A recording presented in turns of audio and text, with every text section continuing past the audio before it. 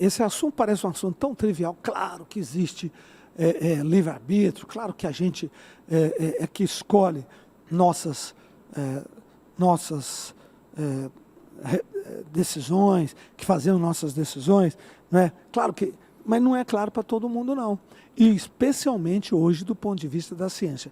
Há mais ou menos 20 anos atrás, surgiu uma teoria na psicologia e na psicanálise também, que, e uma teoria com um certo fundamento, que nós somos apenas resultados de reações químicas. Na verdade, quem decide nossas escolhas não somos nós, não é nosso cérebro como pensamos. Isso tem aí um lapso de alguns segundos que existe uma pré-programação química, é uma reação química que induz a pessoa a fazer a sua escolha. Se isso for verdade, então acabou-se o livre-arbítrio, porque nós somos consequências de reações químicas pré-programadas. Interessante. Que ela é uma reação química que obedece uma relação entre impulsos químicos, elétricos e a própria dinâmica do cérebro da pessoa. Então, essa interferência dos 3 fatores faz com que, tipo assim, o cérebro ofereça a resposta quando a mente começar a procurar. E a pessoa está, entre aspas, enganada, pensando que ela está concluindo aquilo, que é uma decisão dela, uma escolha dela. Bom, essa é a teoria, essa foi a proposta.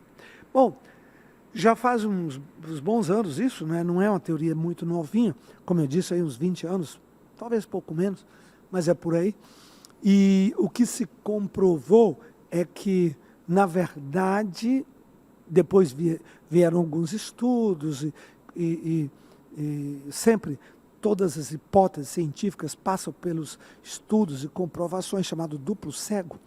Não é? Nesses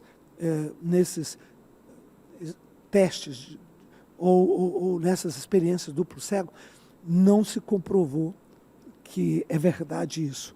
Pelo contrário, ressaltou a escolha humana apenas por uma decisão da própria pessoa, uma decisão moral, filosófica, emocional, né, cognitiva, racional. Então, a pessoa realmente é quem decidiu. Agora, ficou-se aí alguns anos essa teoria dizendo bailando no salão. E muita gente diz, tá vendo, nós somos apenas reações, nós somos consequências de reações químicas com elétricas e tal, é uma junção de tudo isso no nosso cérebro. Se isso fosse verdade, Marcos, se isso fosse verdade, então teria uma predestinação absoluta. Concorda? Certo, concordo. Porque seria uma predestinação. É esse assunto de livre-arbítrio, ele tangeia muito a questão da predestinação. Uhum. Mas essa teoria não foi confirmada. Inclusive, o professor Schroeder escreveu um livro com esse título, O Livre-Arbítrio. Ali no livro... A Mente por Trás do Universo, né? A Mente por Trás do Universo. Um livro pequeno, fantástico esse livro, mas maravilhoso. É pesado. Eu li esse livro numa sentada. Mas ele é maravilhoso. É muito e bom. Ali ele explica o nascimento dessa teoria e, ao mesmo tempo, a falência dela. Ele explica, inclusive, cientificamente falando. Então, eu acredito que foi aí uma vertigem que a ciência teve e que iria ter grandes impactos na relação espiritual do povo de Deus com a Bíblia. Sem dúvida teríamos aí umas consequências muito severas, né, para a nossa fé. Então, o que nós voltamos? Nós voltamos aos conceitos bíblicos básicos, né? Do ponto de vista da Bíblia, nós não temos muita dúvida. Ezequiel 18 diz que cada um morrerá pelo seu próprio pecado. O justo o justo viverá pela sua justiça e o ímpio morrerá pela sua iniquidade. Então, o texto de Ezequiel é muito claro, é muito forte sobre escolha e responsabilidade pessoal. Certo. Arbítrio pessoal. Para mim, o texto mais claro de toda a Bíblia está em Ezequiel 18. Interessante. Né? Bispo, agora, quem nunca foi questionado ou confrontado a respeito desse assunto, né? Eu mesmo tive uma experiência com um amigo de trabalho, né, alguns anos atrás, onde ele acreditava na teoria da predestinação absoluta, né?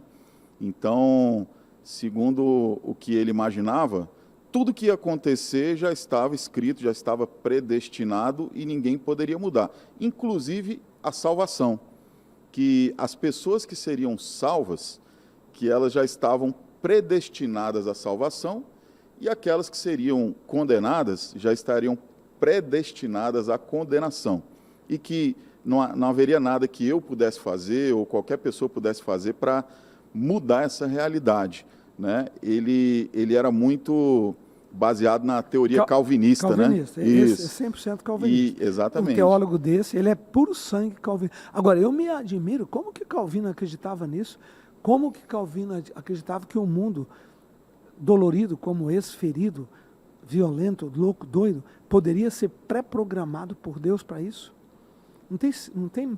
Não cabe a menor lógica. É verdade. Porque isso aí é consequência da escolha humana. A maldade não tem fim. A maldade não pode ser um ato predestinado por Deus. A maldade é uma escolha dos seres que Deus criou, inclusive de Lúcifer, que era um anjo. Ele escolheu o mal. E quando ele escolheu o mal, ele tornou a semente do mal para toda a humanidade. Certo. Então, o livre-arbítrio, né, por isso que eu falei, o livre-arbítrio tangeia muito a questão da predestinação, que não é o tema de hoje. Eu quero fazer um podcast só sobre isso. Mas a gente pode encontrar. Eu estou procurando o Ezequiel aqui, 18. Isso, pronto, achei. A responsabilidade é pessoal, Ezequiel 18, que diz assim, tão certo como eu vivo, diz o Deus de Israel, jamais direis este provérbio em Israel. Qual provérbio? Os pais comeram uvas verdes e os filhos embotaram os dentes. A uva verde, ela escurece o dente. Por isso que ele usou a palavra embotar.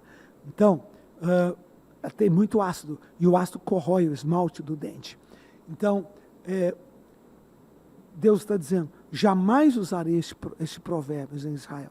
Eu não vou cobrar do pai no filho. Não posso fazer isso. Não posso fazer isso. Aí ele diz assim, deixa eu continuar, eu estou no versículo 2. Aí ele continua. Aí deixa eu pegar direitinho aqui. Enquanto isso, bispo, enquanto Sim, o senhor localiza pode falar.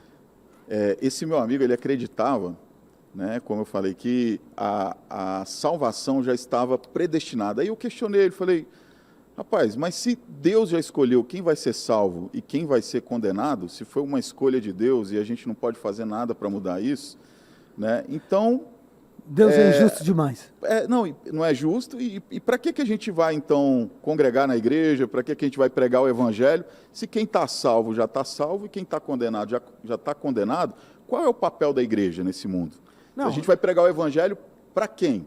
Se o salvo já está salvo, o condenado já está condenado. Aliás, pastor Marcos, esse conceito fez muito mal para o evangelismo missionário daquele século de Calvino. Foi muito ruim. Foi uma das vertentes que destruiu as missões. Porque para que eu vou pregar, sendo que já está tudo terminado? Exatamente. Então, isso é uma água fria em todo o movimento missionário. Pois é. E Calvino, infelizmente, contribuiu muito para isso. E Calvino é impressionante porque ele lia a Bíblia no original, tanto no grego quanto no hebraico. Então, eu fiquei me perguntando como que Calvino concluiu uma coisa tão simplória dessa, porque é um raciocínio muito simples. Simplesmente isso faz de Deus um tirano, isso vai de Deus uma pessoa injusta, porque ele violou meu arbítrio. Por que eu estou aqui hoje? Eu sou um fantoche na mão das forças espirituais apenas. Verdade. Eu vi também alguns teólogos, bispo, defender a seguinte posição, que a predestinação, ela seria, ela existe, mas ela seria uma predestinação geral. Então, Deus não predestinou uma pessoa específica, mas Ele predestinou a igreja. E todas as vezes que a Bíblia fala de predestinação, é no sentido amplo da igreja, do Sim. povo de Deus, e não de uma pessoa específica. A predestinação é no sentido do propósito. Deus nos predestinou para um propósito. Qual? Sermos santos. Deus quis que todo mundo fosse santo. Né? Para sermos santos, para sermos maduros, a imagem de Jesus. Uhum. Então, predestinação, eu mesmo prego isso. Predestinação, primeiro, ela é para o propósito. Sempre. E a segunda coisa é que ele predestinou, mas não predeterminou. A predestinação é de propósito. Predeterminação é escolha. Então Deus predestinou todos os homens para serem salvos.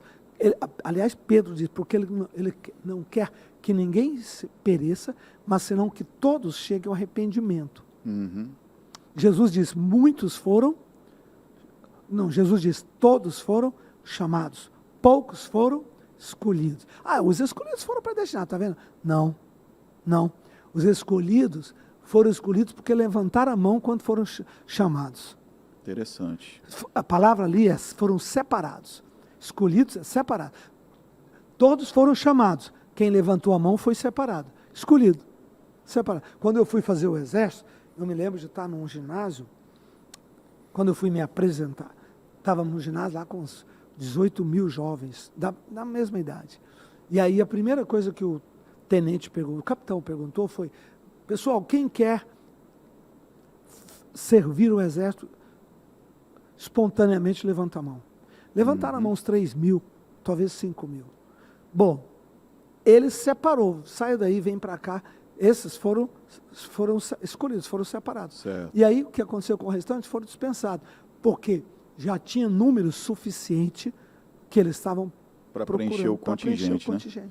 Então, ali eu vi bem o que é o chamado e o escolhido. Escolheu porque levantou a mão, cada um.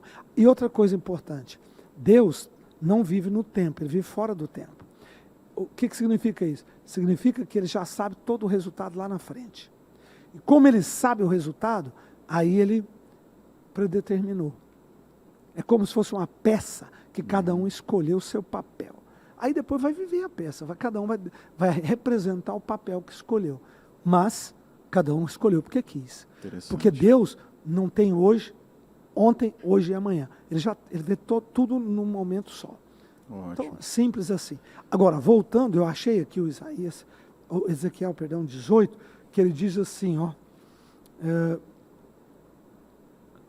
por que não leva o filho à iniquidade do pai?